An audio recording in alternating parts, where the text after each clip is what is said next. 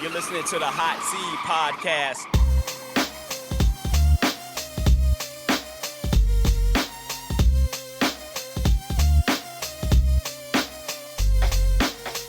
Welcome all. I'm Sean, along with my co-host, Earl. That's it. That's all I had. Just wanted to do that. Hey. Yes, sir. And you guys know what it is. Wow. We just jazz with mics, gamers with headsets, and a whole lot of unfiltered conversation.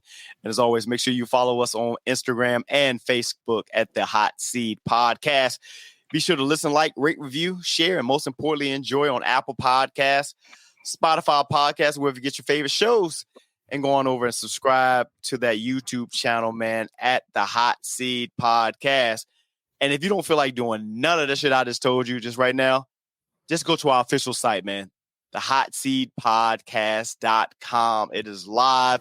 You can listen to the pod and buy you some fresh gear, too, all in one place. It's a one-stop shop. Yeah, absolutely. Size it up. Yep. Size it up. Actually, that's in the details. Size it up, please. The gear won't made for guys who do push-ups. Shout out to CB. And myself too on the golf course. I was out there getting cut like a bitch. Yeah, I ain't gonna say. I'm about to say, don't move too much, bro. I was out there flexing. I was like, "Excuse me, fuck around, you find out." Man, new episode, man. We back from. If you guys listen to episode 144 with Audrea, man, make sure you guys actually go. I know David posted it. She has a performance coming up. I don't know if you have it right offhand, but we'll repost it in our socials and whatnot. But make sure you, one, go and listen to the pod. Two, go listen to the EP, Love and Loss. And three, go check her out if you're in the DMV area. She performs. So it's gonna be on the 21st. Day after 420. So you good. Throw Social DC out there, 1401 Oakey Street, Northeast DC. Absolutely. Yeah. So check it out, man. And then, after that, go to the pod. Go to the website and, get you some fresh gear. Size up. That's all I'm saying. New episode, man. We're back from our adventures out in Vegas. Dave and I, Earl off of vacation. Fun times. I'll start this off. It was a fucking blast. It was fun. I ate pizza yesterday. If you guys saw any of the socials on there, I never knew that pizza would be a saving grace when you out enjoying yourself. From Friday night to Sunday night, pizza saved our lives, brother. Saved our lives. Banging pizza at that too. Some banging pizza, man. So shout out to what's called Borino or something like that. Borino or something. Whatever. Dude, both of the pizza joints in MGM, they had man. 6 of them. Hell yeah. And it was like that New York style pizza that I love. Yeah. So, the missus ordered pizza the other day, and I was like, what the fuck is this shit? I can't get jiggy. Right. I can't get jiggy with this shit. But yeah, man, it was good. It was a good time, man. My man, storyteller, man, did me right. Hey. I will say that I got one thing. No Diddy, man. I'm sorry. Brush over that. Yeah, no Diddy, bro. I'll say this though. One Peter Griffin what grinds my gears. Party buses. If you're going to serve cheap alcohol, don't water it down with juice. I ain't never had that much damn cranberry juice in my damn life. The young lady was fly, and she was doing the cranberry and vodka, and it was, if you guys ever drink Sky vodka, that shit was that shit was a tier below that. That shit was called blue vodka. I think I could probably look it up. But she was Vladimir or some shit? No, it's called blue. Vladimir give you a better bite than that. Yeah, man. Was it in a plastic bottle or was it at least? It was called blue. Yeah. I think it was Let me explain something. So what I learned, my bad. Yeah. I mean to cut you off, but this is important. What I learned is that don't ever drink liquor out of a plastic bottle, bro. If anything, at minimum, it needs to be a glass bottle. But if you drink in a plastic bottle, it's your fault. Yeah. Whatever you get is your fault. Go ahead. Sorry, continue. It was rough, man. But she was drowning it in cranberry to the point me and Dave had a whole lot of cups. I was like, hey, top this off with some of that cheap ass vodka because my diabetes ain't right now with all that shit. So much so, if you have so much sugar, man, the next day I did have a slight headache, not from the alcohol. It's just the amount of sugar that we had. But it was dope. Shout out to all of our Polynesian friends who was on the bus. They were cool. A lot. A lot of them. It was dope, man. It was a really dope time. Shout out to Brood Dog and them banging ass wings that I left. It was off the chain at whatever that Irish pub was. You fed somebody that you weren't supposed to. I did though, but we did feed somebody a L on that goddamn beer pong table. So you being petty. I am. It was somebody else. Oh, and even in the cornhole too. in the Bloody Mary with the thick ass bacon in it. Yes, that shit was great. Shout out to Margaritaville before it shuts down out there in Vegas. Man. Yeah, man. That was an experience. Yeah, man. Until I lost that bet with Caitlin Clark. Appreciate you, girl. Oh man, watch the video. I was right with you, dog. Watch the video, bro. At least you only needed what you had 31. You needed, and she had 30. I needed her to score 32. He needed 32. And I had 35. Yeah. I mean, I ain't gonna lie. She had the shots, but it just ain't. It ain't. That is man. I'm telling you, those last 5 minutes, the bookies got in her ear and said, "Look, you are gonna lose the game anyway. Yeah. So why don't you just just go on there." That shit was hilarious, man. I've never seen somebody so nervous. The energy around it was just funny. And then the bartenders feeding into everybody in the bar. That shit was everybody funny, in the bar was entertained. That was some fun ass shit, man. That was dope, man. And shout out to the Cast Me Out for the greatest karaoke night ever. He was in. You and your what's supposed to be say zone. Yeah, zone. Yeah, it's fun times, man. It was a fun time, man. No, I didn't make no bad decisions though, but I had a great time. And I was tired of shit when I got home. I got to a point, I think probably Sunday night, maybe Monday. I was like, yeah, I'm ready to go home now. I'm tired because the bed won't comfortable no more. So let me tell you what's crazy though. Do you realize my body still hasn't adjusted from being back? I don't go to sleep right now until 2-3 o'clock in the morning. I start getting tired because I'm still on the West Coast. Hey, it just hit midnight type joint. So yeah, I got to figure this out, man. I'm all over the place, but we'll get it right. It's rough. I can see that.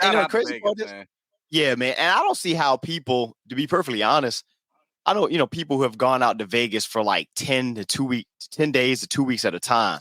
Unless it's business. Unless it's business, that's it for me. I mean, it's a lot. It is a lot. It's draining, and you ain't got to be gambling. No, I mean, we did it. We did it. Yeah, we watched somebody gamble. That's all. It was fun though. It was fun, man. Earl, how was your spring break, brother? How was your spring break, man? Well, that's a lesser of a side as it was going into spring break. I'll tell you that much. So good job. I mean, yeah. I mean, like I said, I got some time to rest. Like I said, I mean, when you with your child, you do it ain't the spring break you would want, but at this age, I just be happy that I got some time off. So I was cool. Man said at this age, yeah, at this age, any time off is time. I mean, all my parents know especially the ones that's in education. If you have a child and their spring break coincides with yours, you ain't on spring break. That's either we going somewhere or we got to figure out activities because we ain't gonna be stuck in this house just chilling. Getting on my damn nerves. Look, the term at this age is the equivalent to not for nothing. When you say not for nothing, whatever, at this age is the equivalent to that. Yeah, that's facts. That's facts. It's good stuff, man. It's good to be back with my guys, man. It's we needed that break because we're about to be full on energy is about to be up. If you guys have been paying attention to the pod, we are building up. We're out of football season, but we're not. We're building up to football season just started. Probably I want to call it our second biggest podcast streaming event. One being All Black Everything, and two being the NFL Draft Watchcast, which is our It's our premier streaming one, next to the All Black Everything series. So we're gearing up. That is next week. April 25th at 7:30 p.m. is the pregame with the actual official draft starting at 8 p.m. And we switched it up. So, and I guess I should change that and take it there. Initially, where we were going to do this, because we did launch the Hot Seat Podcast Plus membership there, which we're still including that, but we're going to do the Draft Watchcast exclusive for those members. But we decided, you know what, we're still keeping that aspect, so you're still getting exclusive stuff. We'll have some hot takes coming out this week for our exclusive members. You still get 20% off of our dope merch that you can get right now. Our dope merch, our exclusive merch is available now. Make sure you order a size up on the hotseatpodcast.com. The signature graphic tee and the THP golf polos. But we decided, hey, you know what? We'll just make sure everybody is able to be involved in the Draft Watchcast. And we'll have a special few things. We'll have some giveaways and stuff like that. It's going to be fun. It's going to be enjoyable. If you've ever done this before, just make sure that you hydrate, because that's 4 hours of insanity and drinking. And hopefully not a bunch of heartache. Cleansing my body on Monday. Absolutely. Yeah. So it's Thursday, man. And there's a little commercial thing.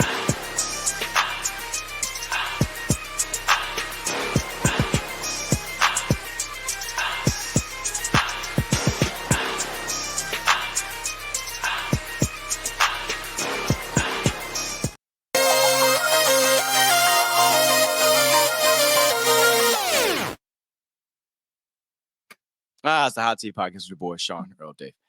All right, man. So let's get into it. This episode, man, a lot happened since the last time we were up here, and we can work our way around. I guess let's go into something that's happened more recently, and it happened over the weekend per se.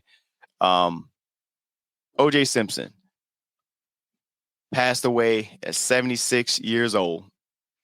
The great USC running back, also played for the did I say the wrong team? I say Cleveland Browns. Not correct. No, he played for the Bills. The Bills. I'm tripping. I'm thinking about somebody else. Yeah. Did he play for Houston? Might have that, but he set the Bills record for the most yards in the game. A lot of records still held around OJ, but that's not what he's being remembered for. Of course, he is being remembered for the infamous slaying of one Nicole. Yeah, he played for the Bills and the 49ers. Sorry. Okay. And Ronald Goldman back in 94, which we were around in our teenage years around then. And at the time, we were all watching the New York Knicks, Earl's New York Knicks, and the Houston Rockets play in the playoffs, and that being interrupted by the infamous white Bronco chase. A case that drew the eyes of everybody in the country. And this is well before we had social media. We didn't even have high-speed internet, bro. We was all on dial-up back then. You still were getting your news from the newspapers. This came on the heels roughly, I want to say 3 years after the Rodney King beating and court situation. There's a lot. I remember all this, man, like it was yesterday. And that's all you saw once he passed away a few days ago, which is unfortunate. But the truth of the matter is that's what went down, bro. So what was y'all takeaway from OJ, man? I know, I've been seeing a lot of people, a lot of people, you got to compartmentalize things. It's kind of like how we do R. Kelly.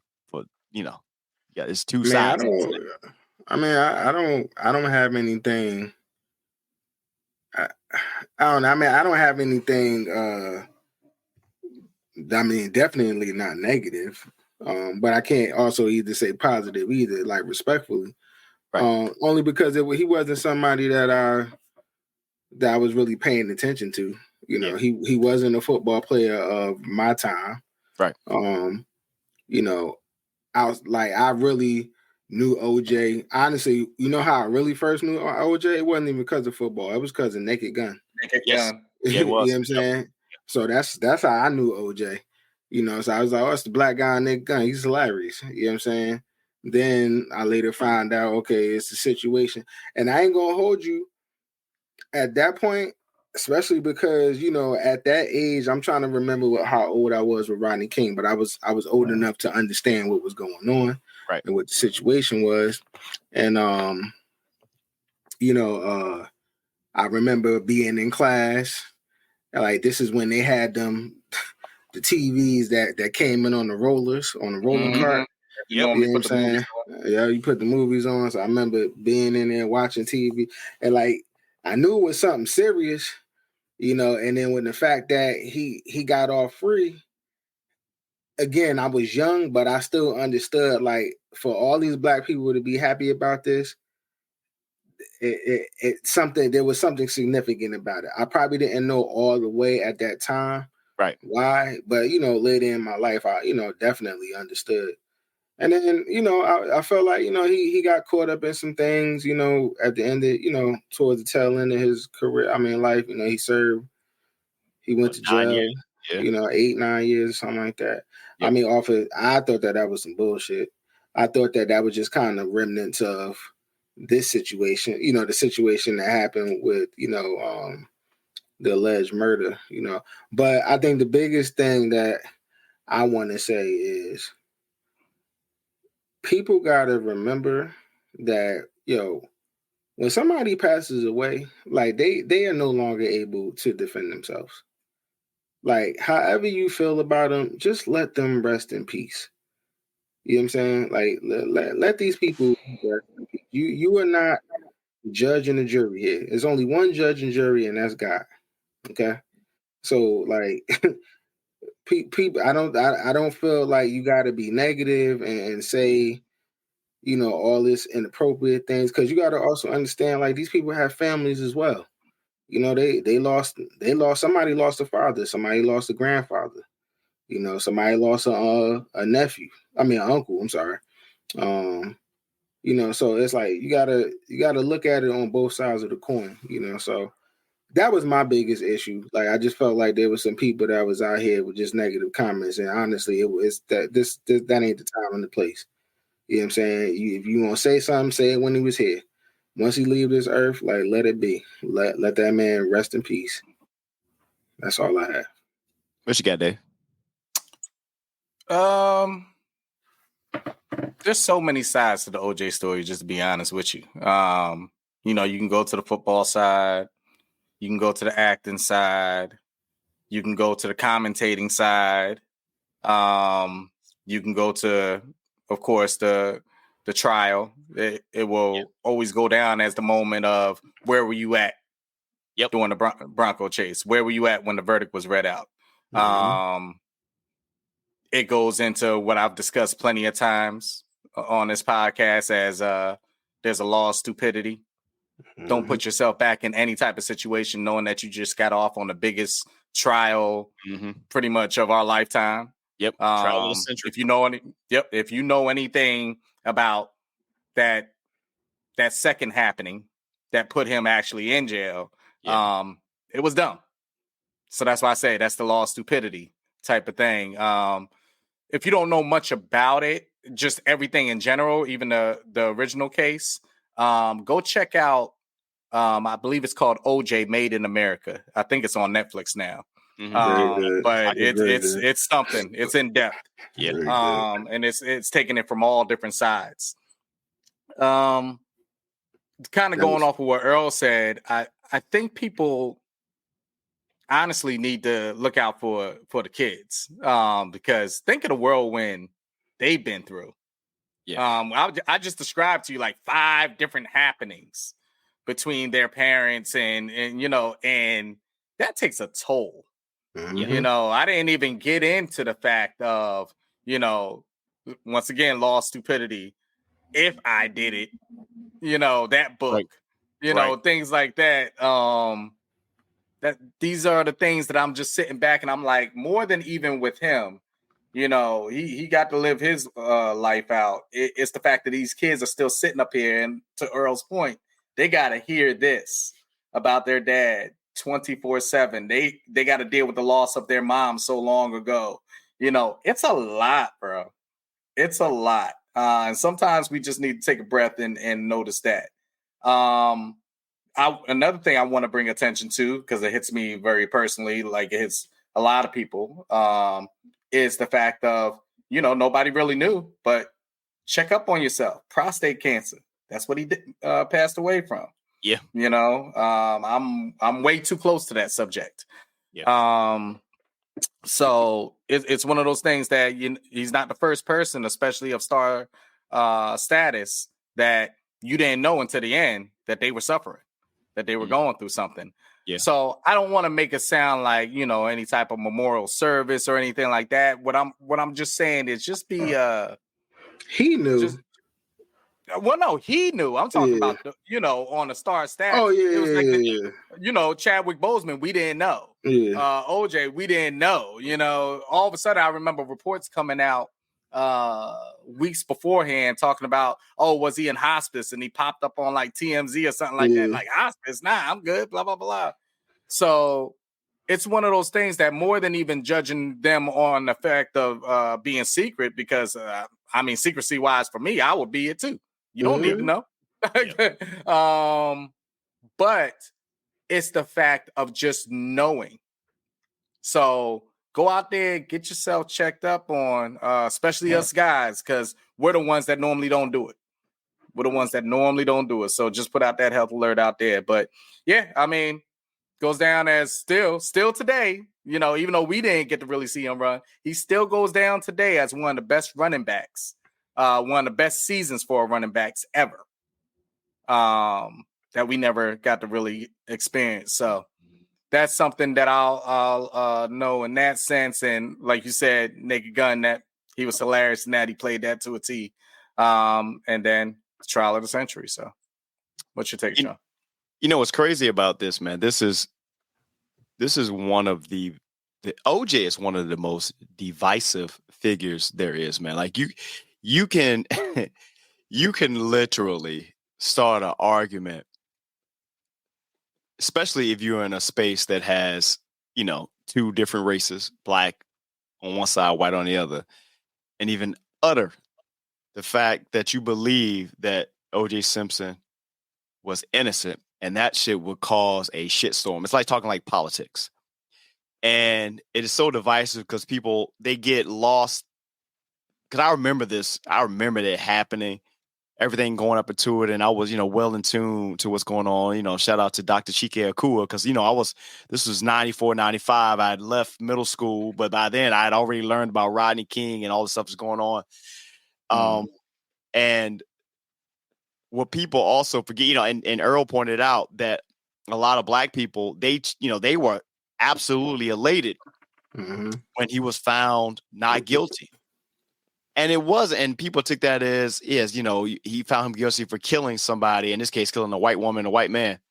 Nah, they were elated because people don't remember the LAPD was fucked up during that time, and even more so prior to that.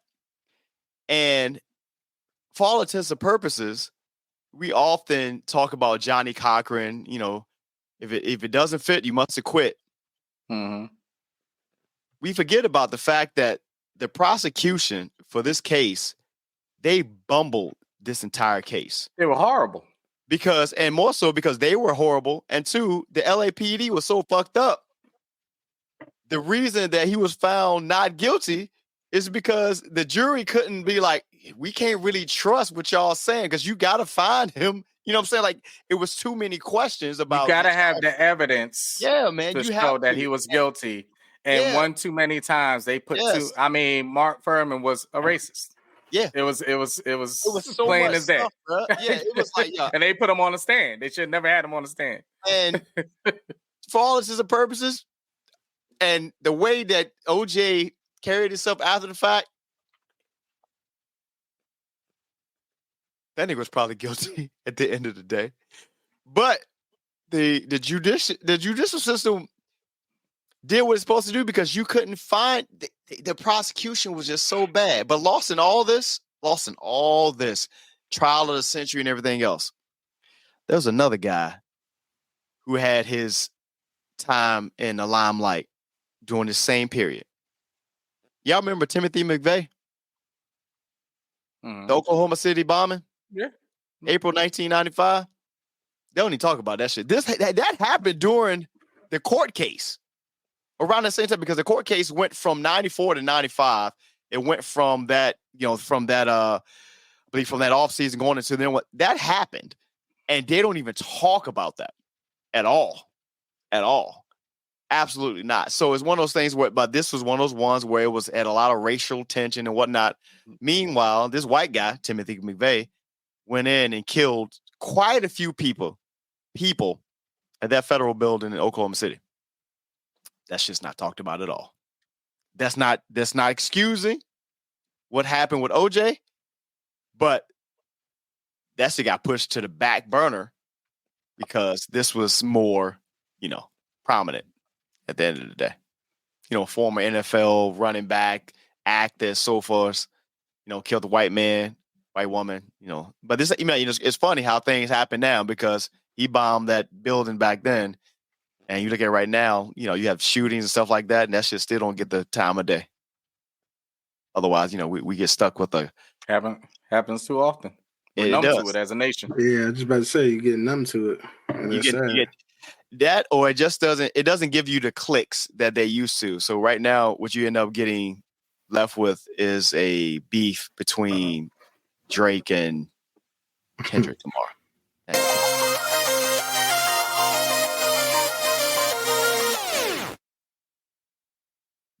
Hot Seat Podcast with your boy Sean, Earl, Dave. Hell of a transition right there, guys, but that's how the world goes, apparently. Yeah, so so we talked about it real quick when it first started, when a few weeks ago, Kendrick Lamar came out and he dropped his verse on the Like That track from off of Metro Boomin and Future's album, and it ignited a lot of shit.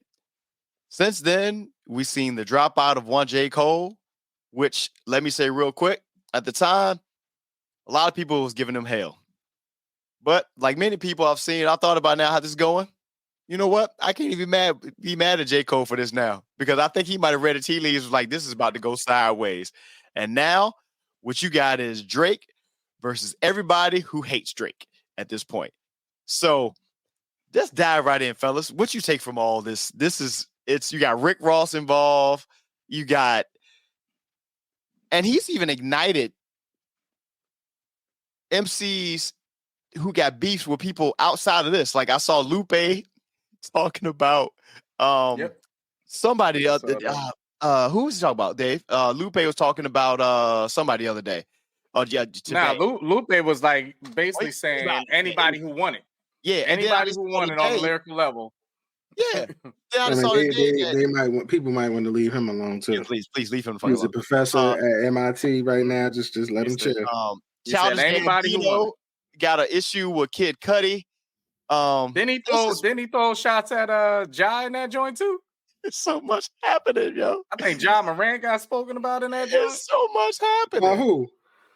By Drake's joint. Yeah, it's so much happening, bro. Like Drake is just like, you know what? I got something for everybody. Then you got this. And please realize before you continue, this didn't just happen.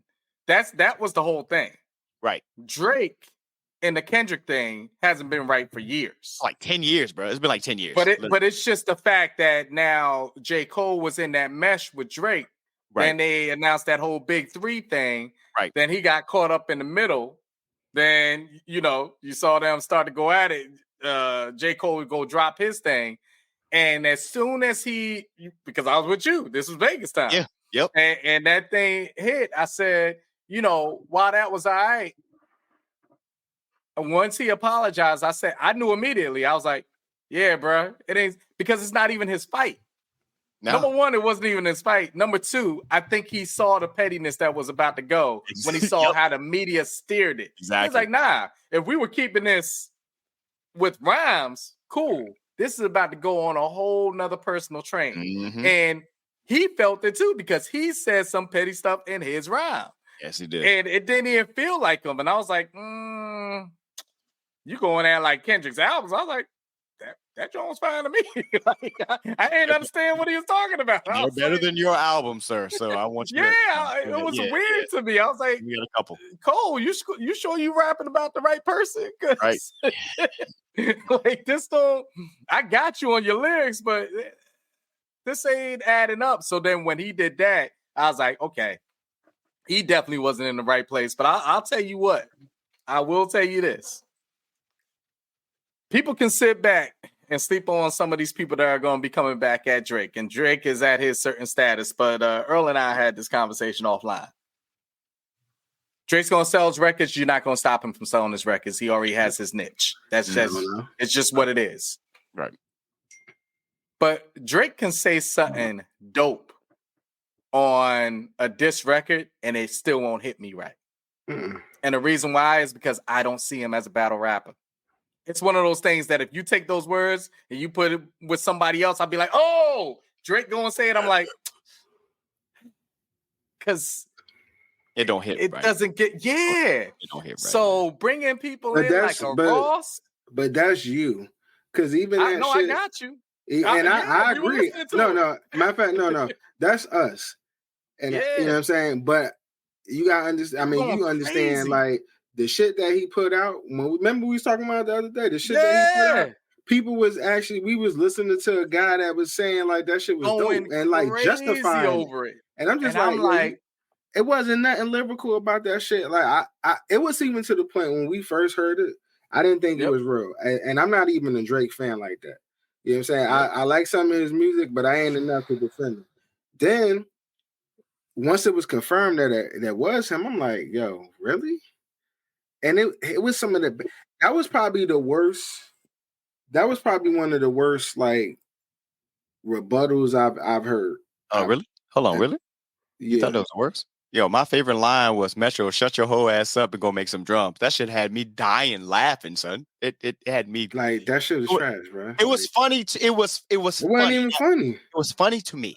If you know, listen, it was funny to me. I thought it was funny. Tread lightly. Because people can go on the whole CO thing with Ross. Ross can stand there firmly and say, I'm one of the few people that stood the storm after 50 came at me. True. Very true. And that quick, I don't know how fast he put it together. I know they say within an hour or two. That quick response. Yeah. I sat back. I was like, yo, that had me laughing. I probably listened to it 15 to 20 times that night. I couldn't even go to sleep. I'm like, oh, shoot, he out here calling a white boy. he out here just... It got personal, man. It got personal. And I'm like, oh, shoot. And he ain't going to stop. When he said that joint about the whole thing for French Montana. Yeah. That's not a good look, if that's true. I think you hit the nail on the head, Dave. And this is something I said to one of our constituents, man, Kaleo, man. Shout out to the We Are Something Else podcast. And he asked me what I thought about the 7 minute drill joint that Cole had did and everything else. You talk about the diss. Mm-hmm. And we were talking about that, but I was also talking about the whole Kendrick diss itself.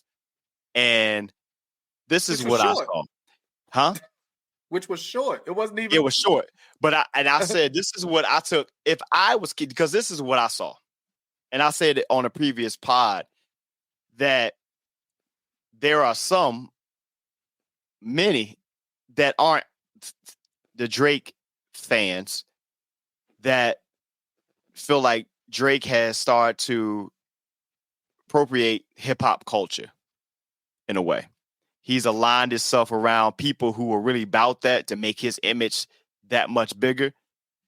And at one point, you can argue that Drake had like some shit like going. Like you said, I can listen to music from Drake, but then over the last couple of years, he's latched on to this new trend of stuff, and it's become unlistenable at this time. And there are some of those like a J. Cole, Kendrick from this new era. And then you got your OGs, whether it's a Rick Ross, Lupe, and those guys, man, they are hip hop. Like they still hold the essence, the essence of hip hop. And I think that Kendrick got offended in my opinion, by the fact that J. Cole aligned himself with Drake, and now you're doing like this corny ass joint because the first person shooter shit was dope as shit until Drake got on it. I'm like, what the fuck happened? Like, you were like, what is this? What is this? Like, now I know this may come off like, and I don't give a shit. It might come off like a, old man get off my lawn type thing. But, I can stop after the Kendrick, after the J. Cole verse. So we know that Kendrick and J. Cole has always been tight, stuff like that. Like you said, Kendrick and Drake have been at it for 10 years now. And he was, I guess, at some point, they older. I guess like, I'm just tired of his shit. And there's some other shit that's happening that you're going to see starts to happen now, because all these different beefs are happening. You got Rick Ross, Metro, Future, and stuff like that. There is, once you get to a certain level in the music industry, you get a big piece of the pie of this thing. Now, we're in the streaming space and stuff like that. So it is believed that, Drake is benefiting a lot more from, especially in this this streaming aspect, than those he's collabing with. If that makes sense. We on that. It's like me and you is on a joint, right? And we both putting in 50-50 of the verses and stuff like that. But since, I'm the bigger artist, or what more popular artist, what case may be, I'm getting a bigger cut of the pie than you are, even though we're on the same song and we're doing the same streams. And but the only thing on that, yeah, the only thing on that is, and Ross actually pointed this out, yours is still being split, even if you're the bigger artist. It is, but it is not being split. His is not. But yeah. No, well, who's not? That's his. I'm talking on a Ross level. No. Well, it is, but it's not. And what I mean by that is there are artists in the streaming platforms, man, that are getting paid out like a Drake, like a Taylor Swift, Beyonce, and they're getting paid out crazy amount of bread, man. And they don't even have like the same amount of streams as some of the lower tier artists have. If you get what I'm saying. I hear what you're saying. Yeah. So really what's happening is and then you get to the part he was talking about French Montana, him sending a cease and desist to, if you heard that in the verse there, when they were on that verse there was on the Splash Brothers joint, they end up being Rick Ross, French, and Lil Wayne. It's a lot of extra shit that's happening now that I think now cats is really now at this point, they got a lot older. It's like, we just tired of this mofo. Yeah, at this point. And again, a lot of people feel like he just latched on to whatever was dope at the time. Of course, he had the benefit of Cash Money at the time, Wayne and them. As he grew out of that, he latched on to all these other 21 and these guys there. And you can even tell in his style, and the music itself has gotten bad, in my opinion. Like, his music has gotten bad. He has his core niche fans, like you guys said. But you can't tell me you can listen to a whole Drake album and be like, for all the dogs, it'd be like, now when he did the shit, the second part of that with J. Cole and them, he had J. Cole to prop him up, and he still managed to fuck that up on some tracks. Yeah, and he had the hottest. That song was probably the hottest songs, and it was because of.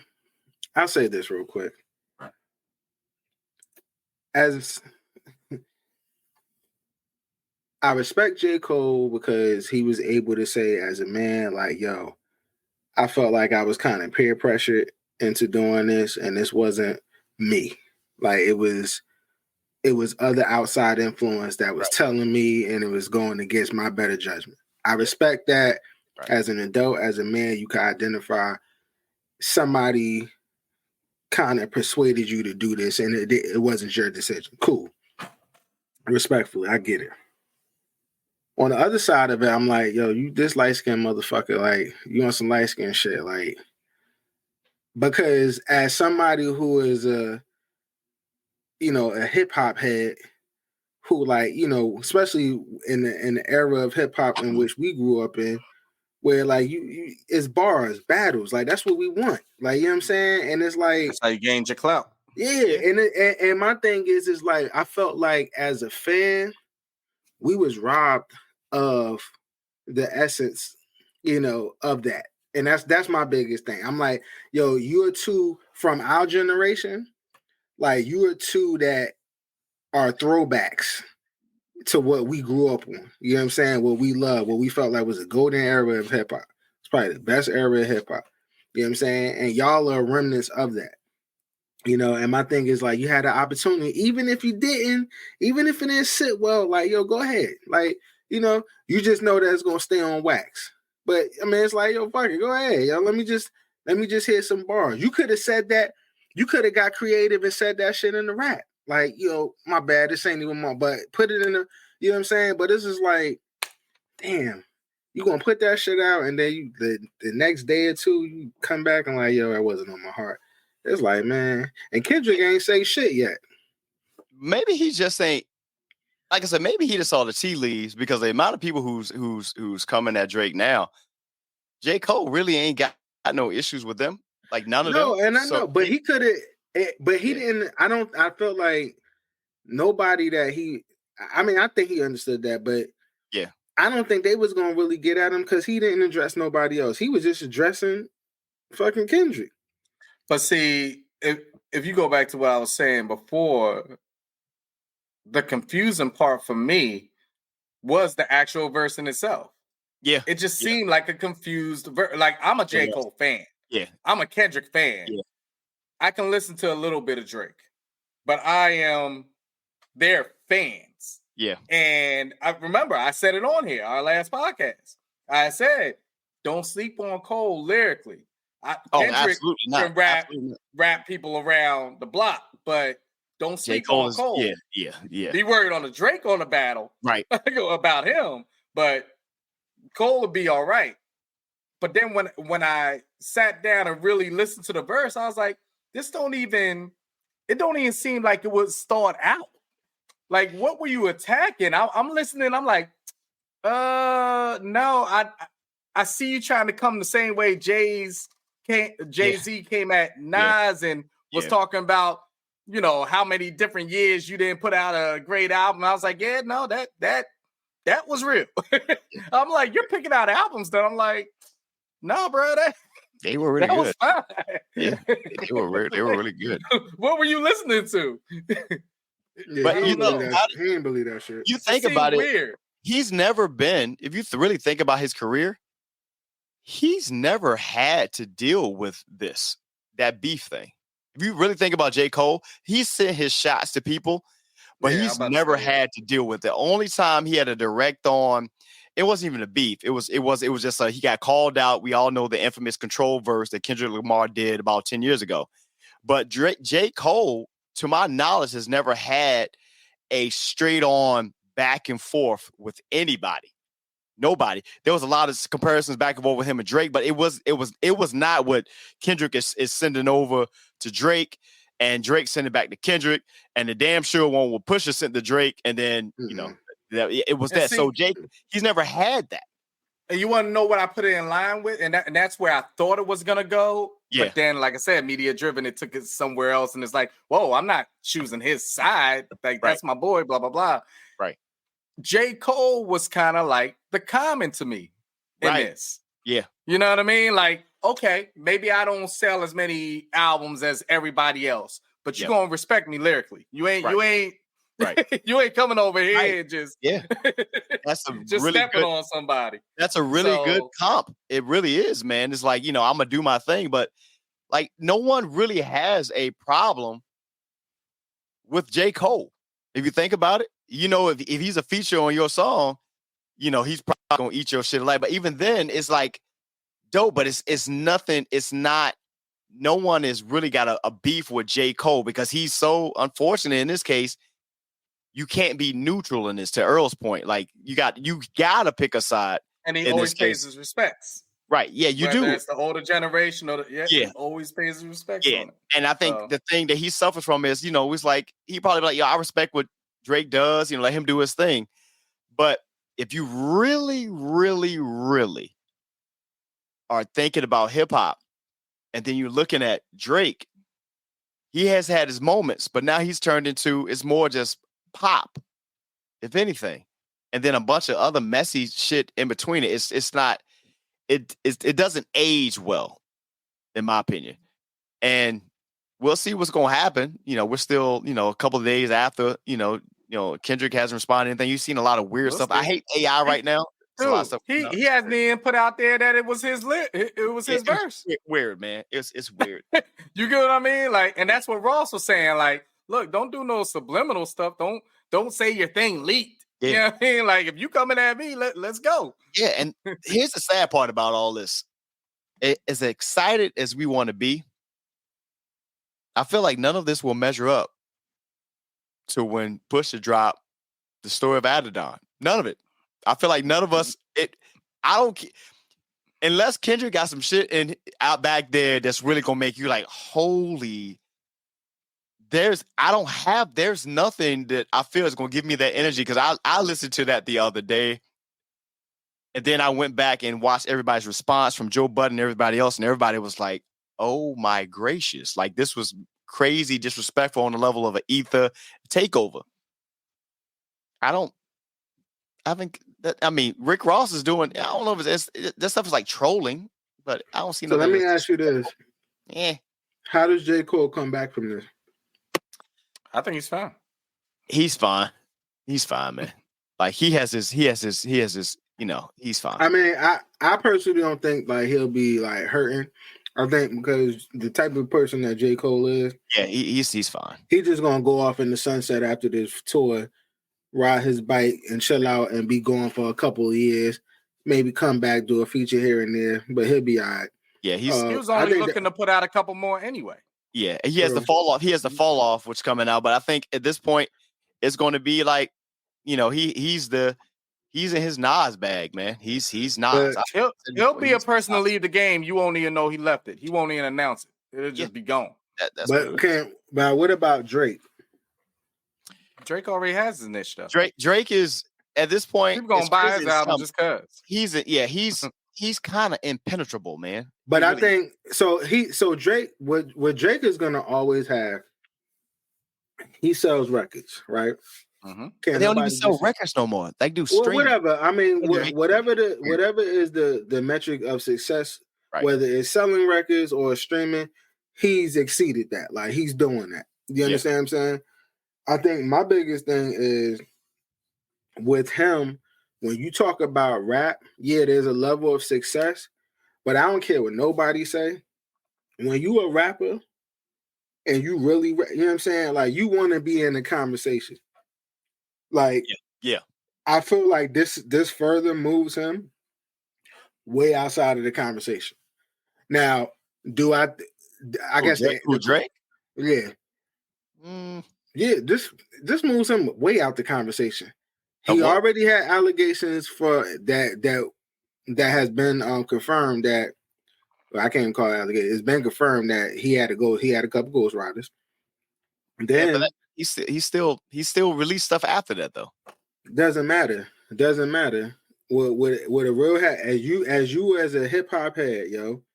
But you're talking about hip hop heads though. We talking about his own. That's what I'm talking about. I'm saying if you a rapper, right, and you really rap, you want to be in that conversation. Gotcha. And what I'm saying is that I'm only talking about the hip hop hat, the cats that put him in the conversation, or that cannot, the people that are that has steam to actually speak on that. You understand what I'm saying? Like, I feel like it moves him out of the combo because he's done too many things, and his response, like, I mean, the Pusha T shit, like, you came at Meek, you did your thing with Meek, but I don't feel like Meek is on the same level as you. Yeah, I'm not a fan of Meek, but you got with somebody who was lyrical, and he fucked you up. You know what I'm saying? This is why I disagree with Earl, because even after the Pusha T thing, if people had stopped really collaborating with Drake, I would agree. They still do. You missed my point. I'm not talking about his level of success. I'm talking about with rap niggas. I'm talking about with real rap niggas. If you talk to like some, that's a small group though. That's all I'm talking about. Though. But this is the one thing that I'll interject on this. kind of going off of Sean's point for you, Earl. I don't think he cares. Yeah, right. Because I honestly, there's some people that care to be in that conversation. Right. I don't even think he conversates with people that are in that conversation. J. You know Cole what I mean? and Kendrick care. Like they're in. They want that respect from that. I don't think he cares because not at all. He has his own, you know what I mean? If he was constantly trying to fit within that mesh, it'd be one thing. I think he has his own. You call it a different genre if you wanted to. Like he has his own thing going on. If he's in it, great. If he's not, he's like, shit. But I sell. I got money. Because what he gonna throw at you is like I got the most, stream this year, most money, stuff like that. Like I get what you're saying, Earl. Tour. Yeah, but he don't seem to really, and that's why he's been impenetrable because he has such a global He's not audience. Looking for that same thing, yeah. Yeah, and then his fan base don't care about it, and they're so overwhelming. That's why Kendrick, I feel like Kendrick can drop the craziest verse, and we all gonna go crazy over it. But then there's gonna be a large group of people will be like, that shit was mid. But I feel like I see what y'all saying, but I still feel like I'm not talking. I'm really talking about like a small population. You know what I'm saying? Now, I think what's in question is, do he care? I don't know. I don't think none of us can answer that one. You know what I'm saying? We could just, guesstimate or assume. Mm-hmm. But what I will say is, for like if we're up here talking, and I'm saying like he moves himself outside of that conversation, right? Well, like can I ask you this? This may answer in a sense. You personally, Earl, was he ever in that conversation? No, not for me. But what I could say, besides the beginning of his career, I don't know. No, I mean what I could say. There's a verse here and there. Yeah, what I could say is he wasn't in for me. Because I have other biases with him that I'm just like, nah, I can't fuck with. So I'm not a good person to ask. Okay. But can I say, like, have I heard him spitting? Yeah. Absolutely. Yeah. You know what I'm saying? Yeah. Right. So where, like, if he'd have kept going, like the thing that threw me off with him, the biggest thing with him is that if he'd have cut the singing shit out and just spit, then I'm like, all right, you have some argument. You still ain't in my shit, but you got some argument. Like my favorite album by Drake was what's the white album where it had the words on it? Something about if you something you could thank me later, some shit. Like, cause I felt like from tracks 1 through 8 or 1 through 9, there was no skips. And it's funny, for me, that was pivotal because he wasn't singing on none of them shits. He was mostly rapping. Yeah. But then when you get his album, it's like, you could get a whole album as a rap album. Well, you thinking it's a rap album, and half of it is R&B. If you're reading this, it's too late. It's too late. Yeah, that's in my opinion. That's his best album, in my opinion. Everybody else will tell you different shit, but I'm telling you this because, like, think about that. You just said that that's his best album in your mind, right? In my mind, 8 albums ago. That's 9 years ago. Yeah. But that's what I'm saying. Like, he is or songs that he features on. Like, I feel like he do his thing on there. Here's a comp for you. He is this generation's LL Cool J, and I'll say why. That's a good analogy. Yeah, because there are some in that 80s going into beginning of the 90s rap who believe that LL Cool J is the GOAT. Hell, LL Cool J believes he's the GOAT. Yep. But and then he did his thing there. There are people who believe that Drake is the GOAT because he started. Hold on, while you're talking, Earl over there looked like he was like in an old 80s video. Yeah, he is. Because my green screen was acting like that's what he is, man. Like, he believes he's the GOAT because he started a trend, which he did. He started a trend of rappers who does the singing shit and all the auto tunes. He didn't start that shit, but no, he has a groundswell behind him. He didn't start it, but there's some who decided to do that Drake thing that they do. But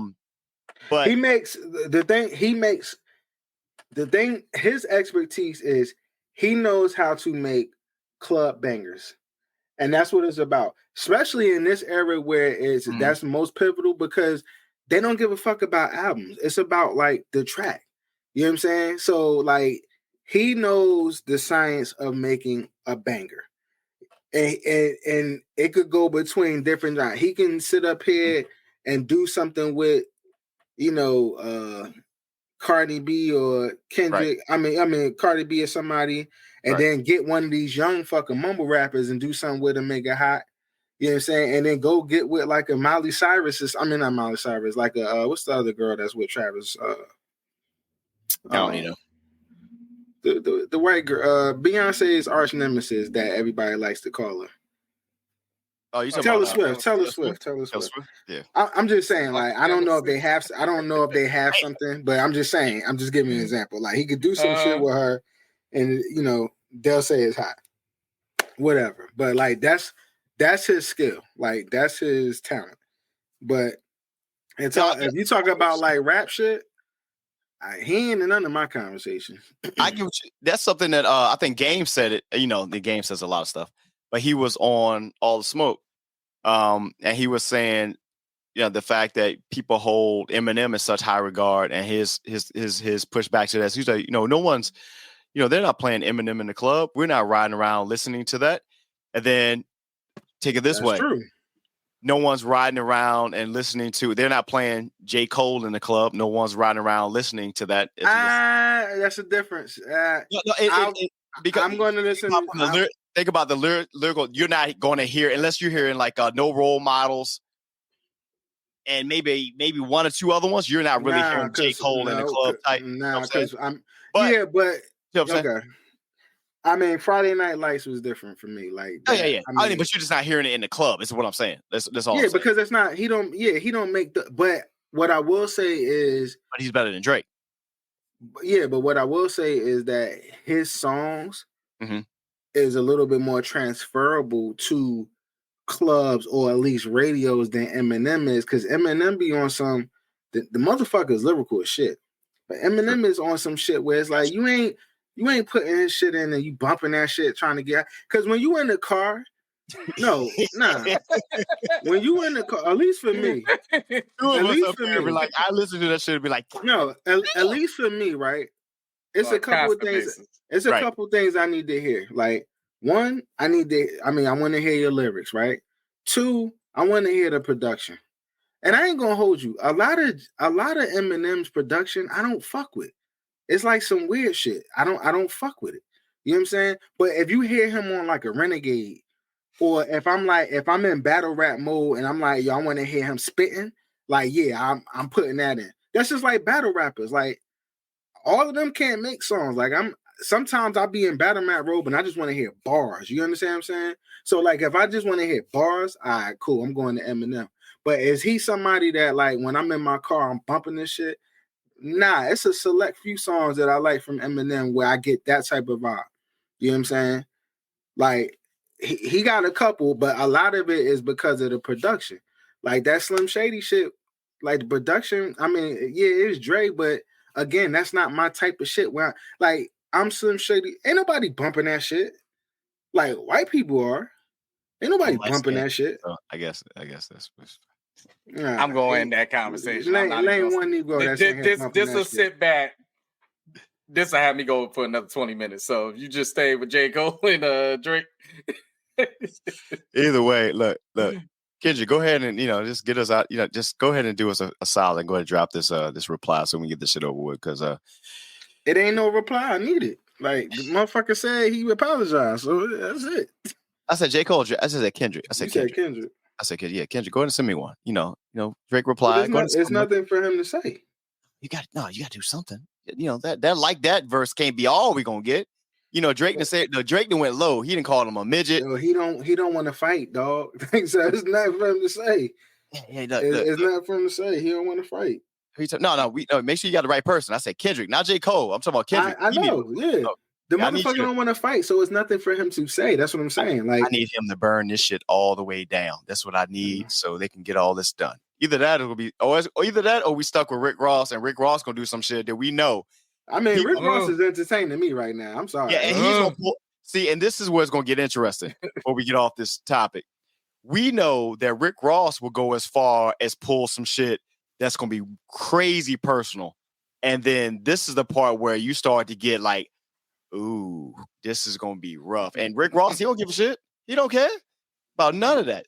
What you have to worry about is fans or crews, if he got such a thing, doing things like that. And you don't want to see it go that route. But Rick Ross, he started with the whole white boy shit. So you best believe it's gonna be something that's gonna come out of this that's gonna be interesting. And that's when it's, the only way I can see, and after all this, to end it here, the only way I see Drake losing this whole thing is if, and I don't see it happening, artists stop collabing with him. Because that's been his career for the majority of his career. It's been his collabs with different people. If people pull away from that, that's the only thing that I see that will defeat Drake. That's all I see. Leave it there. Yeah. Metro, go make some fucking drums, I guess. I don't know. That was so say he ain't getting another Metro beat. Yeah, that's fucking.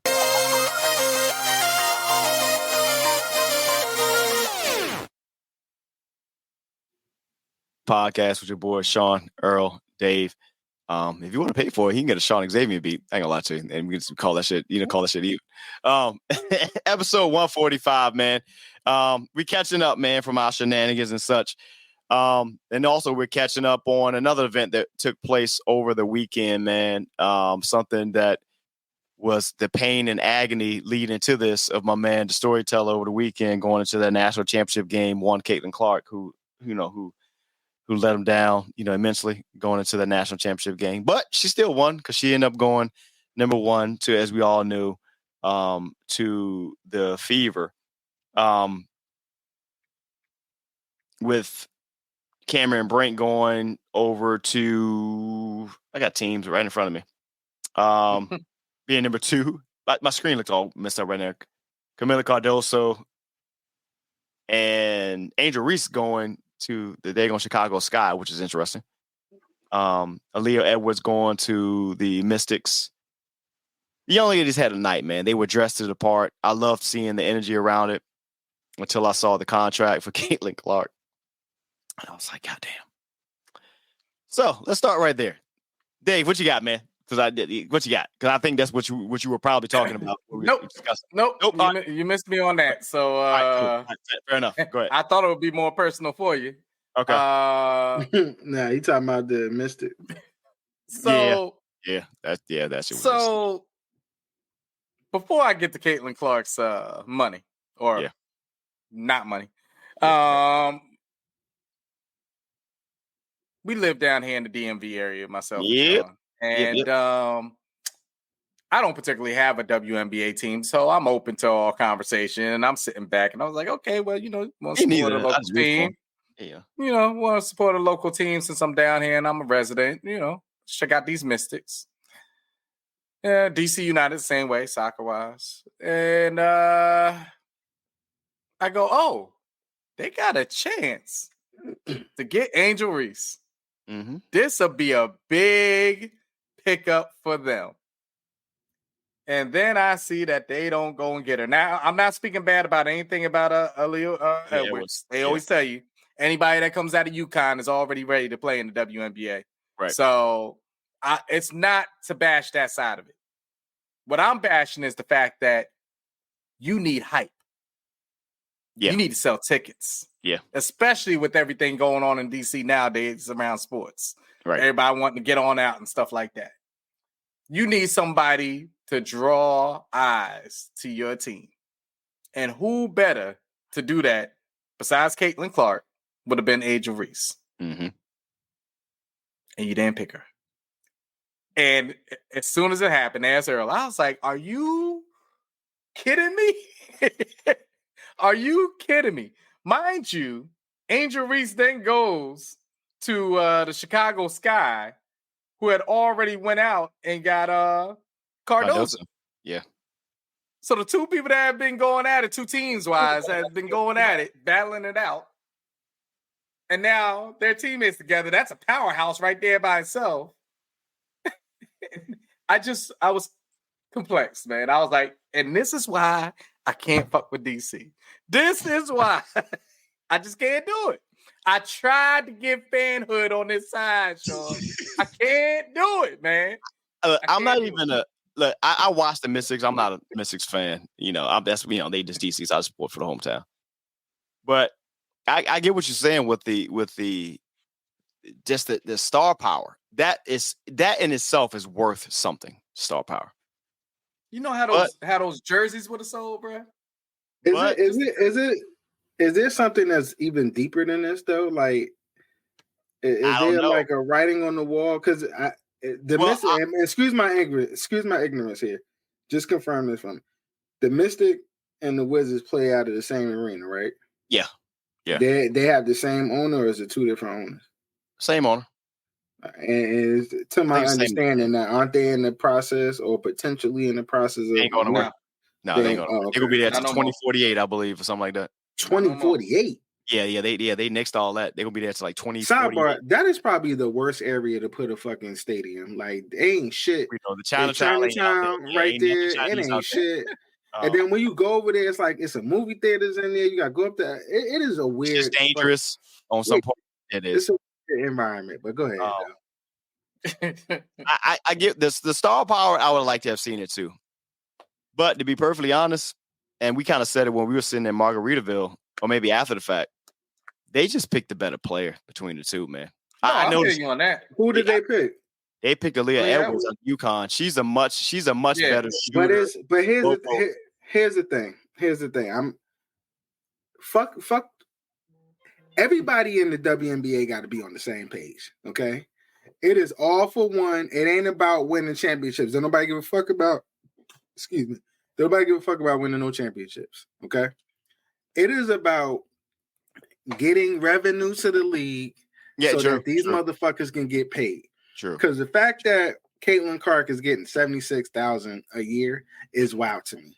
Like, from the WNBA. A Target store manager is making more. The shit is wild to me. You understand what I'm saying? So my thing is, it's not about. And even she already sold out the tickets for this year coming up. Right. Before they even picked her. Even the owners have to get on the same page, because honestly speaking, potentially Caitlin Clark can really drive up revenue with this league. And then I'm glad that, you know, her and Reese, if they build on top, if they build on that kind of feud like they did in college, like kind of mirror like what they did with Larry Bird and Magic, you know what I'm saying, which stemmed from college.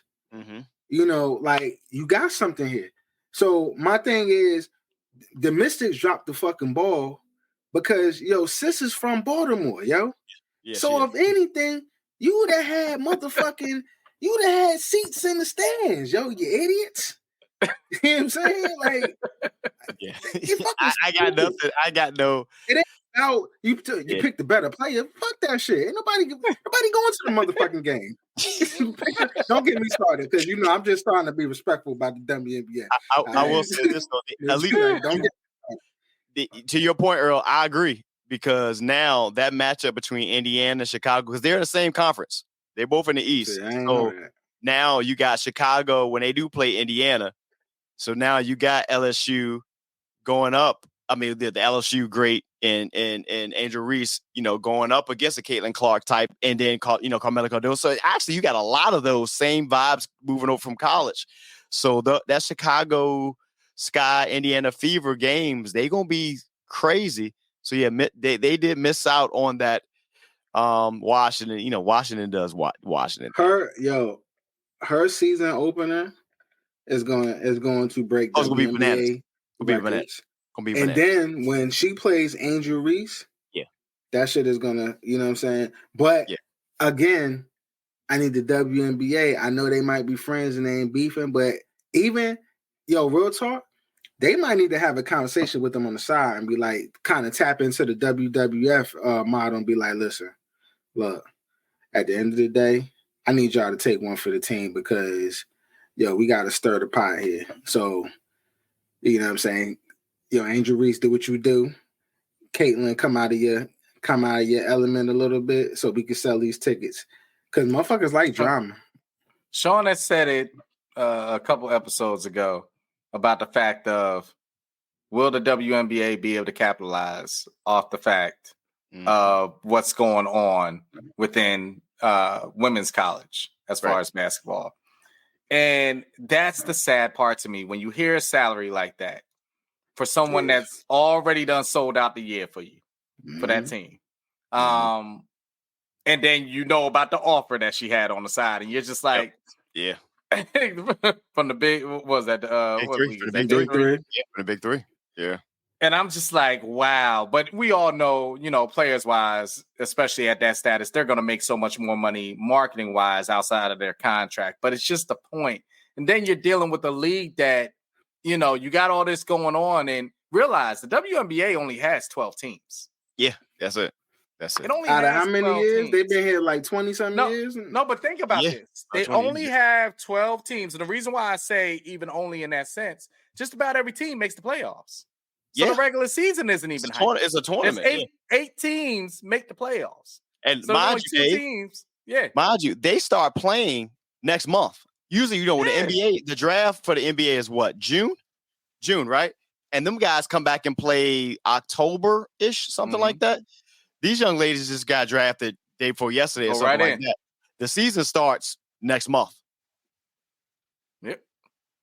Yeah, it's there has to be a better design for this. And then I don't know. So you guys, they're trying to expand it. They're trying to expand it to 16 teams.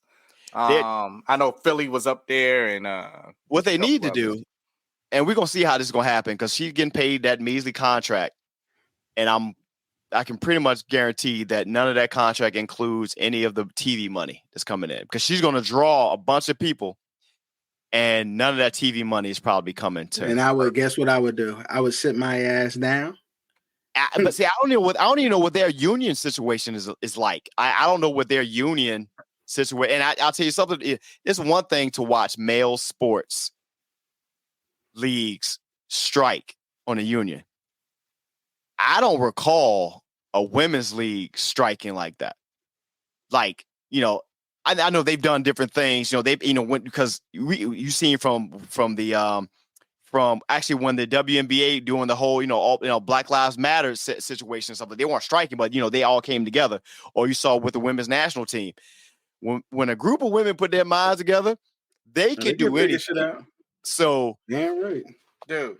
I can almost see them coming together and be like, "Hey, bro, Kate, you gotta figure it out. You got to, bro. You got from college basketball, yes, and you take a pay cut to go professional, right? There's no excuse. There's absolutely no excuse. After having what was the numbers on that national championship game? Damn near 20 million. I feel like it was like 18 million or something like that. And I don't have the story in front of me. On the women's side of the tournament, they weren't getting, how'd they say it? They weren't getting kickbacks or something from like the viewership for the tournament, something like that. That starts next year for them. So this year they had all these historic numbers. They're not going to benefit from this year. That doesn't kick into next year, which what's the likelihood they're going to meet those same numbers again? Unless Juju and them just go bananas and draw them in. But Juju, just call it what it is. She's black or mixed or black, whatever. Unless they still got Paige. Yeah, unless Paige all of a sudden becomes a darling of white America. Juju, Paige, they still got they still got some dogs and they do, but this women's national championship tournament, NCAA tournament was all about Caitlin Clark, bro. Just keep it, just as long as it was spearheaded by her, but it was maintained by the competitiveness. You know what I'm saying? Just keep it competitive because, like, at the end of the day, I could tell you as somebody who I ain't following no NCAA men's basketball this whole season. I usually get excited around March. I wasn't even enthused because I'm like, I don't know none of these motherfuckers. Even the NBA draft, the last 2-3 years, I'm like, it's been blah because I don't know none of the players. Let me ask you this, bro. If I'm more excited about the WNBA draft than if LSU had beat Iowa, right? and the final had been LSU and South Carolina, you and I both know that they were going to get the same viewership that Iowa, South Carolina game got. No, it wouldn't have, but it would have still got good viewership because at the end of the day, there was other storylines. Like now, it shifted from it was other storylines within there. There's another storyline brewing on Dawn Staley's side. You know what I'm saying? Like, could she finish undefeated? Could she do X, Y, and Z? Now, yes, again, Caitlin Clark absolutely propelled it for the sport. But there were other storylines. Like, there was another storyline in there. You know what I'm saying? Now, it wasn't the one that America would have liked to see. Yeah, call it what it is. Yep. But don't get it twisted that it would have got viewership. It would have. I mean, but not that historic record-breaking viewership is what I'm saying. You know what I mean? No, I ain't saying record-breaking, but it would have got respectable viewership. I'll tell you that. You know what I'm saying? Like the women's basketball, college basketball was way more competitive than men's. Oh, absolutely. Absolutely. I agree with you there. I agree. Even add something, and you talking to, y'all know me. I ain't going to say, y'all know me. I don't, you know what I'm saying? I ain't going to say it, but y'all know me how I get down with women's basketball, right? The fact that I was like, nah, like, the fact that I was looking at this shit, I was like, nah, these motherfuckers, like, Caitlin was hooping. Yeah. I'm like, she's a walking bucket. Like, to see her a couple of times, I don't know why people have hate on her. Like, she's a walking bucket. To see Juju play like a Negro. That's a wild statement, but she plays that. Juju, other shorty from South Carolina, the freshman. Stay away from this conversation. Cold, bro. Bring up the hot seat logo. Nah, I'm just saying. I told y'all. Listen, I told y'all. Oh, if I'm watching the series, that's all I'm saying. He did try to tell us. Oh, God. Yeah. If I'm watching the series, pray for us. Don't cancel us.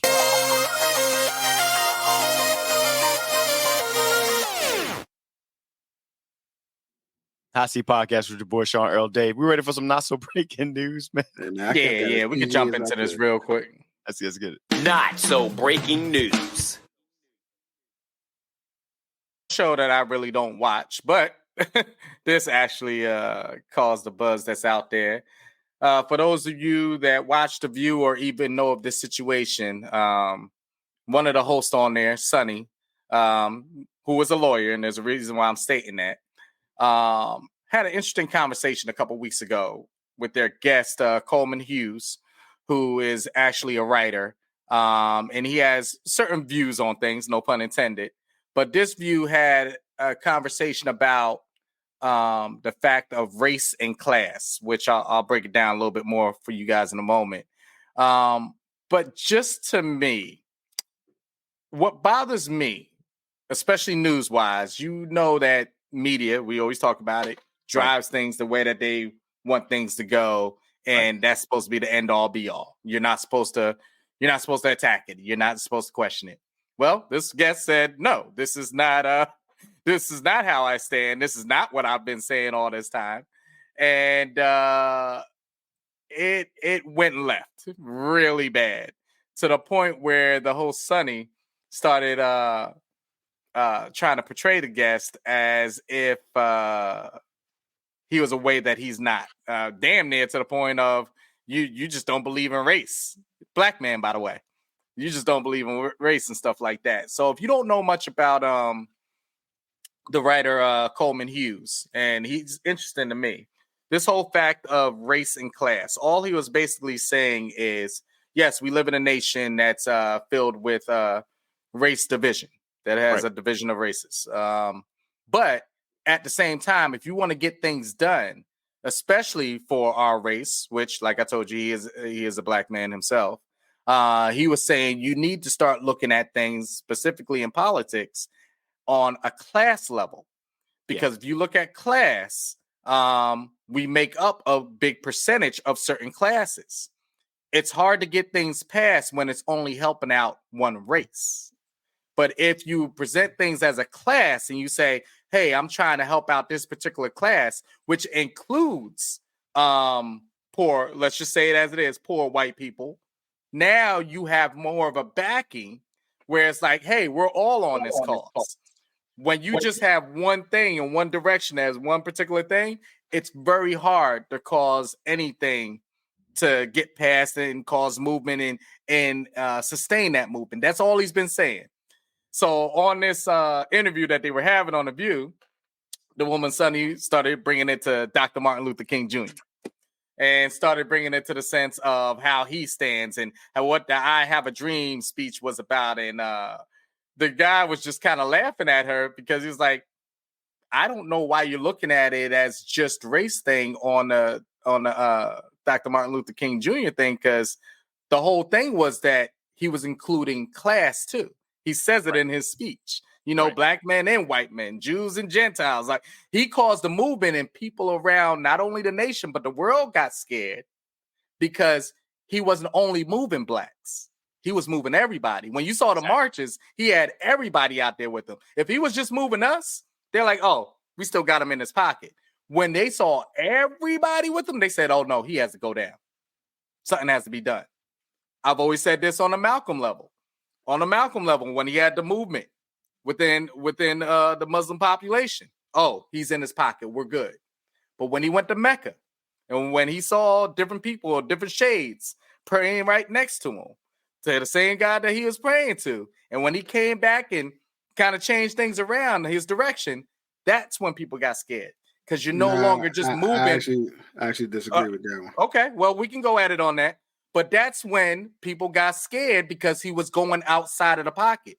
People put things in pockets. Black Panther movement, that when you saw certain things that were going on within there, they caused different things on different sides, and they put an actual story out there that drew people against each other. You see what I'm saying? And then they killed us within with our own hate on each other. So I'm saying these things to you because all he's been saying is they want you to think in a sense of just this because they know they can stop that.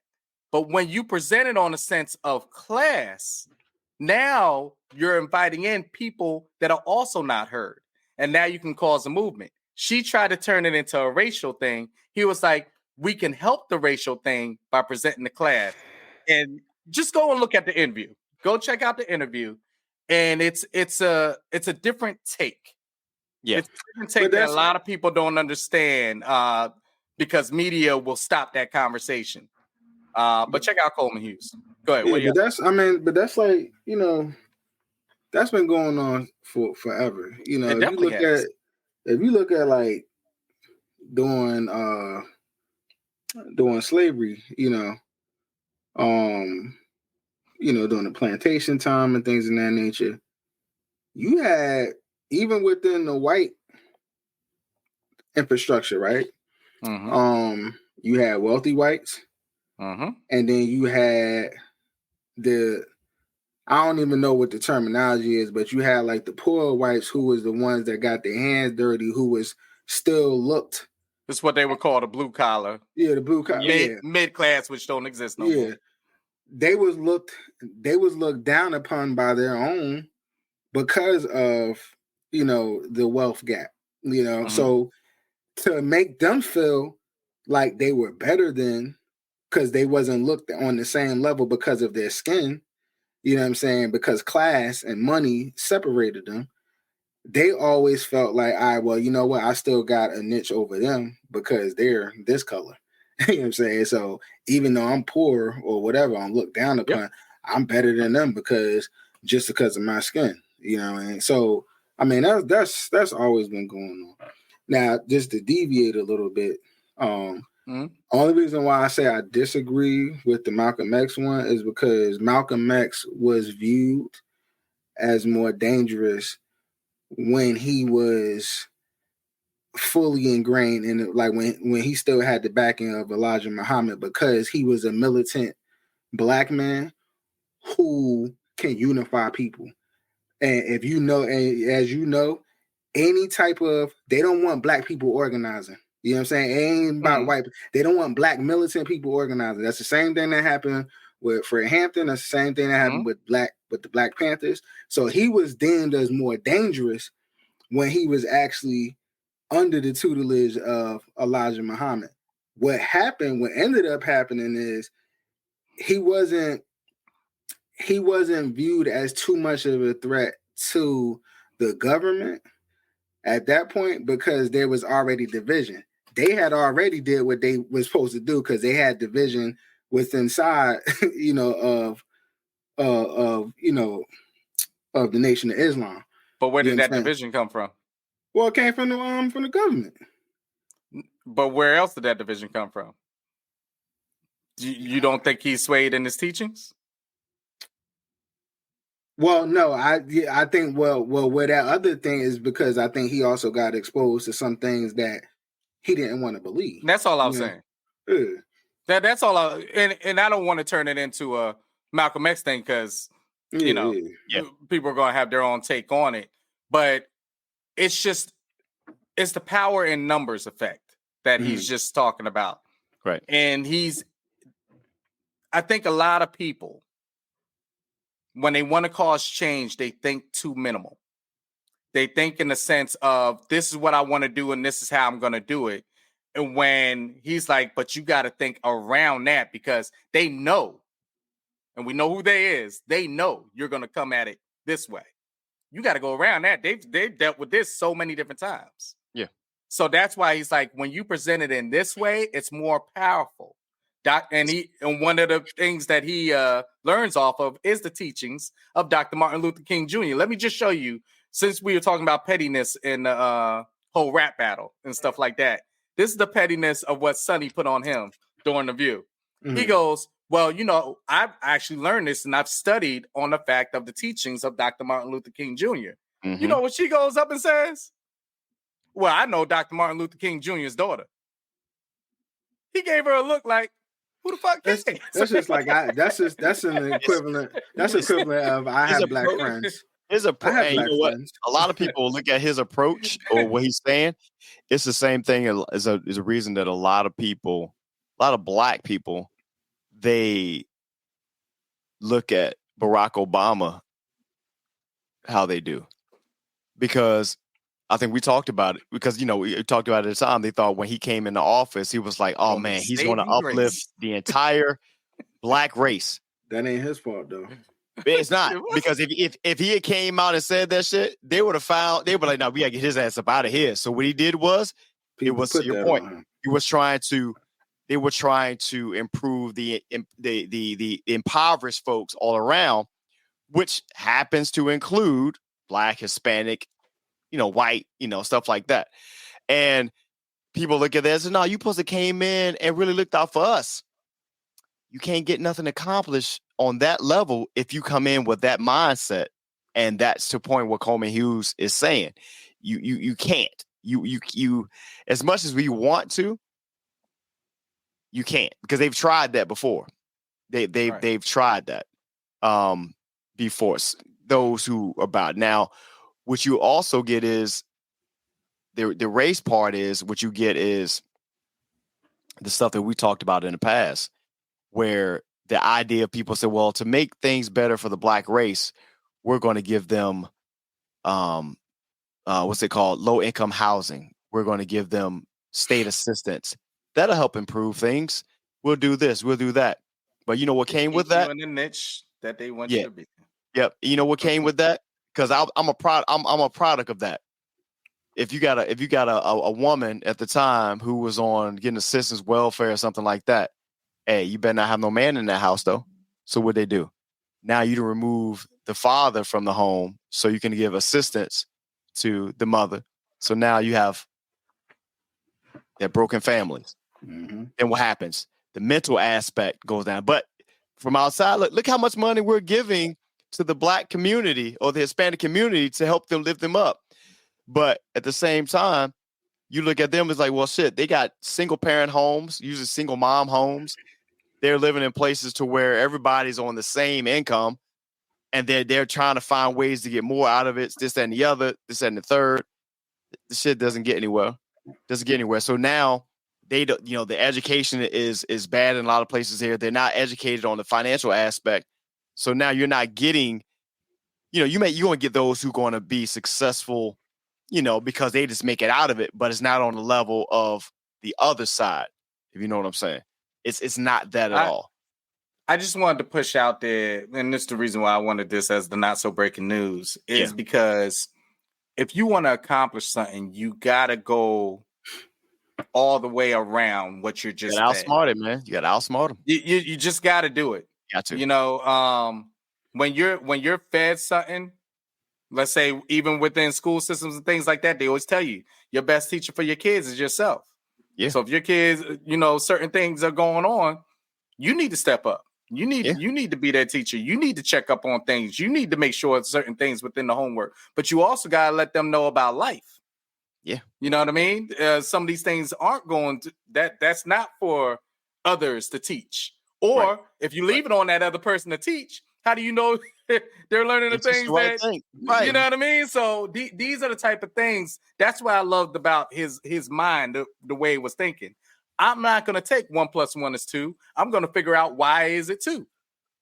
Where do we come up with that? I want to take a little bit deep. So I'm glad you. It's funny that you said that. New math.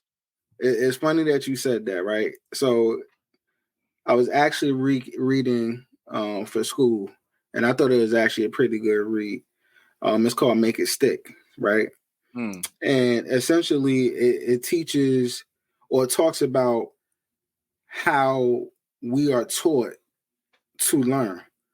You know what I'm saying? And kind of getting away from that. Like we all learn and feel like the appropriate ways to learn is through rote memory.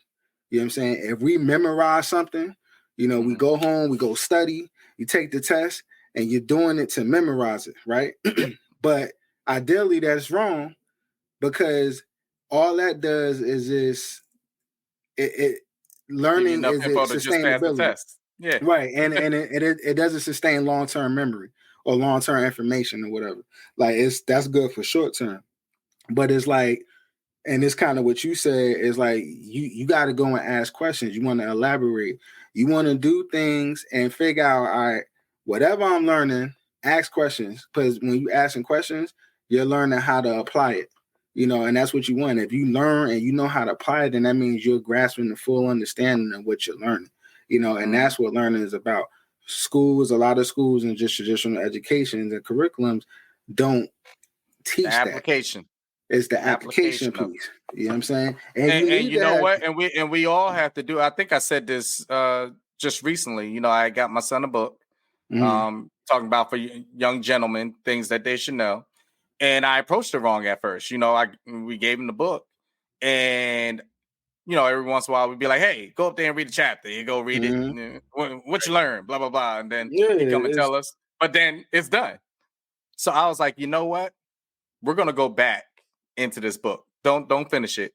We're gonna start over from the beginning. And when I say we right are gonna start over from the beginning because I want to know the things that you're supposed to know. Right. Because maybe I didn't get that. Or not even. And then we can really bounce it off each other. Oh, you go in there and be like, oh, this ain't right at all, sir. Yeah. I want to know. Or not even like what you're supposed to know is, if you like, because it's usually like, you spark a question. You know what I'm saying? And then you build off of that and expand on it. You know what I'm saying? Because it's like what I might anticipate you getting out of it, you might have got something completely different out. But I also want to know what you got because it might also help me because I wasn't looking at it from that standpoint. I was looking at it from one angle and you kind of opened me up to a whole nother facet that I wasn't even thinking about. And let's be real. I tell him to go up there and read something. He's just doing it because I told him to do it. It ain't. And you can come down and tell me something real quick. He ain't. And I see it all the time with kids. It's like, and it's even worse now because, and Dave, like, kids don't even have books no more. They got their fucking computer. You know what I'm saying? They're doing iReady and shit like that. iReady. You know what I'm saying? iReady, and you take an exit ticket. You do an exit ticket, and that's supposed to tell you what you know, like it's supposed to say, but it doesn't spark like the elaboration. You don't understand what the fuck you're doing. Like you just doing it. Yeah. And then you wonder why kids, I mean, I have my issues with assessment tests, but you wonder why kids aren't. And then tests also too. No, I'm going on a tangent. Go ahead. You good, but we're on the same level on that. Yeah, go ahead. But see what that just sparked? See that? You know what I think? Just play video games. Just play some damn video games.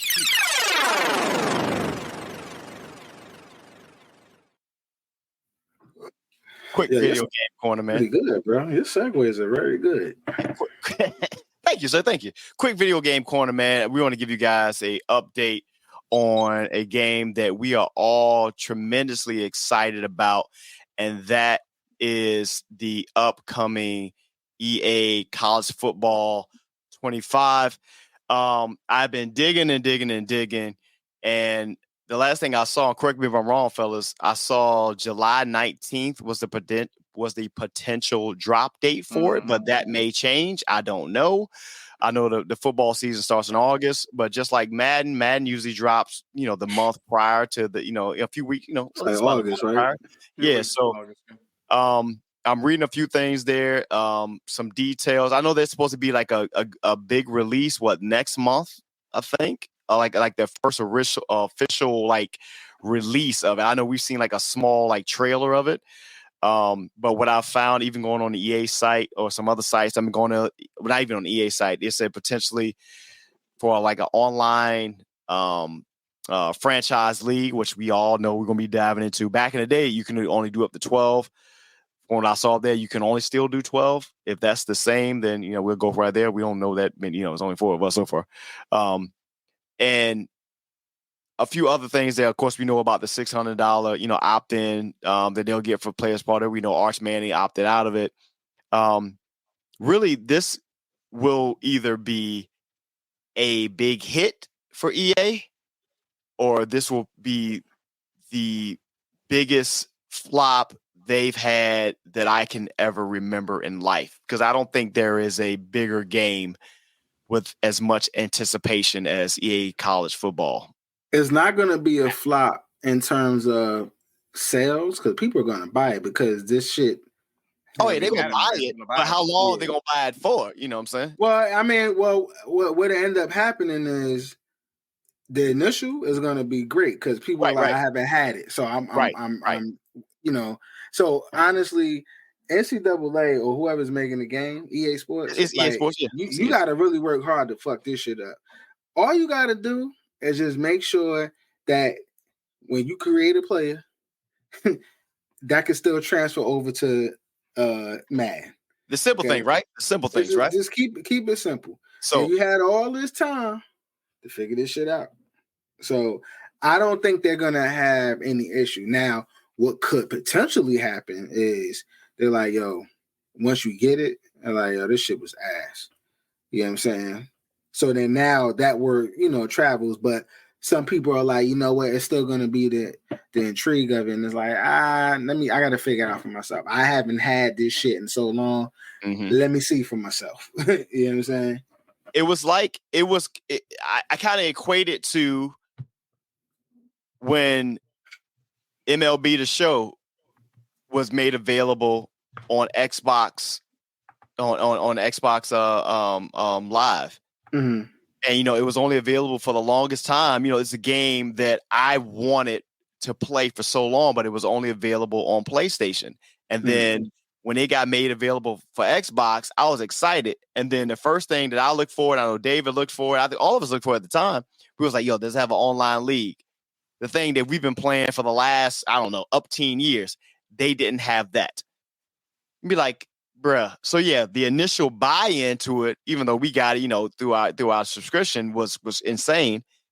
But then we got it and was like, everything looks great, but you forgot the one important thing. So to your point, hopefully they have that part right. So it you can export your players over to Madden. Mm-hmm.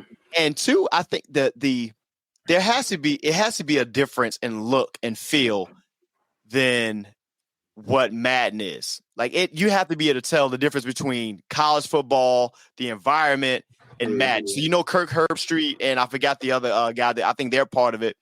So it has to feel better than Madden because be perfectly honest, the atmosphere of Madden is boring.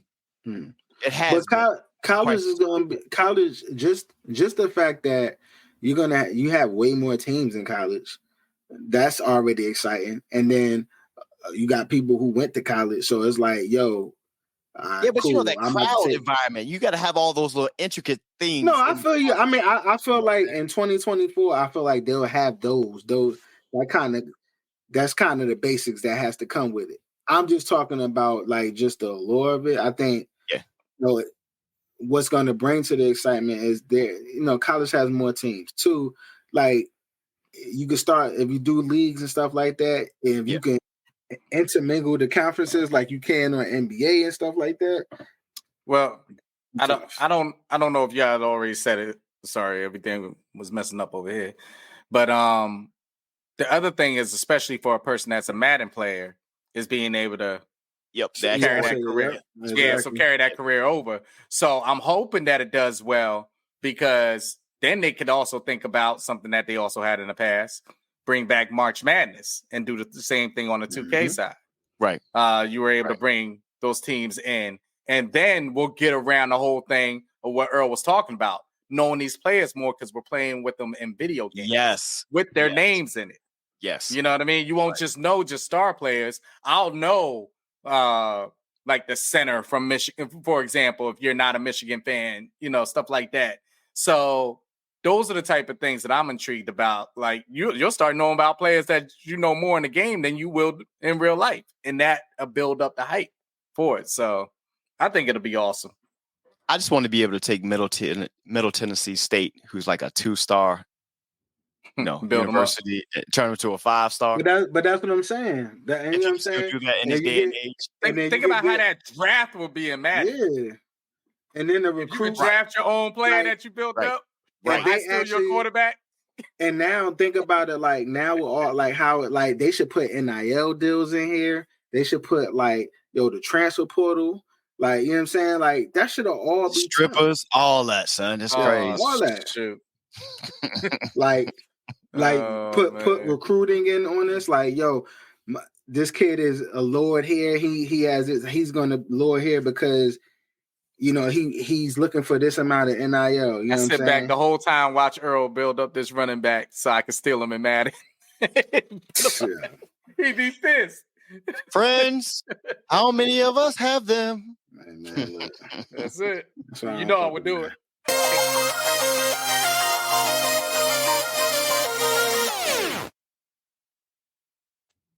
It's the IC Podcast with your boy Sean, Earl, Dave, man. Before we get out here tonight, of course, this podcast wouldn't be what it is if we hadn't taken our Xbox Live conversation from that gaming space and bring it over to the podcast world, man.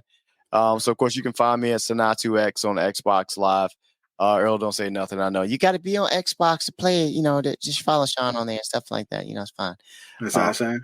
That's how you sound.